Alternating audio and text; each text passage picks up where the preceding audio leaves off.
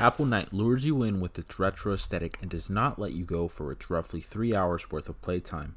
From the fundamentally sound platforming to its weapon progression, Apple Night allows you to constantly feel like you are working towards something even if the adventure is short-lived. Apple Night manages to hit the right notes when it comes to your standard platforming game.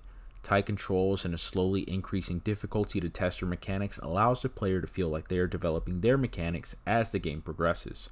There are 4 difficulties that alter the amount of loot you get, the amount of damage that bosses take, and the amount of hits that you can take before dying. The story component of the game has roughly 36 levels with 4 worlds and 9 stages in each world. Each world is capped off with a boss that far too often was not as difficult as I would have liked. As previously mentioned, the controls are tight, but what good is good controls if there's not a worthwhile world to use them in? While this game is not going to revolutionize the genre like the likes of Celeste, for a free game, it has some fair 2D level design. Each level has loot to collect, and each level has 2 secret chests that are hidden in the walls for you to find. Each world introduces new enemies which range from spawning enemies, enemies lunging at you, to enemies that fire homing projectiles. There are major downsides to this game. The first is that depending on how much of a completionist you are, enemies can quickly turn into attack sponges if you're not careful. Considering that you do not get much gold from clearing the levels, and most of it's gathered from chests, enemies' health can quickly scale. Another big gripe that I had with the game was the means of backtracking.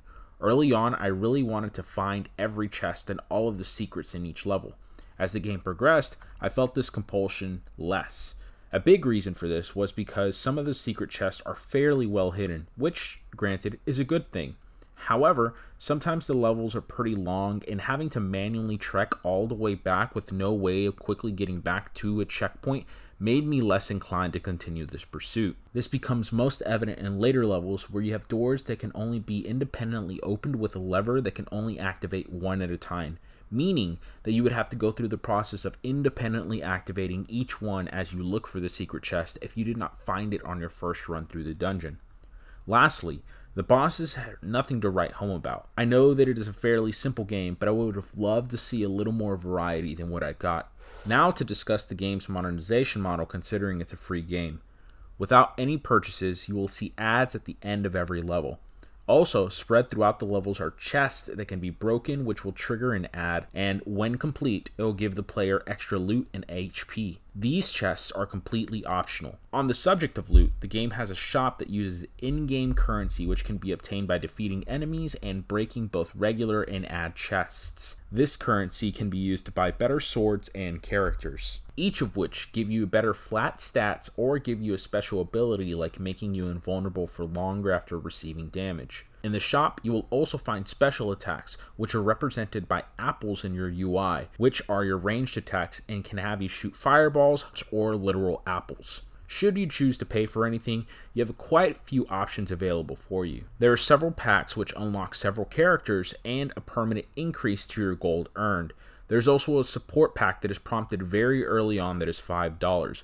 Complete transparency, that is the one that I purchased. In hindsight, I would have only purchased one of the characters for $1.99 as that is all I would have needed to get rid of the ads. My advice, if you like the game at all, support the developer with a $1.99 purchase, and I can promise you that the game is infinitely better without having to be pestered with ads. While this game did have some clear pitfalls, there were some clearly shining moments in its armor. A smooth control of your character and pretty nice level design so long as you're not trying to look for every chest made the game fairly enjoyable. It's a shorter game, so it doesn't overstay its welcome. Apple Night, by virtue of hitting the right notes, is a solid platform if you are able to overlook some of its flaws. For a list of the current rankings of games that I've played, take a look at the description below. To not miss any future iOS games, be sure to subscribe to Gaming in the Moment.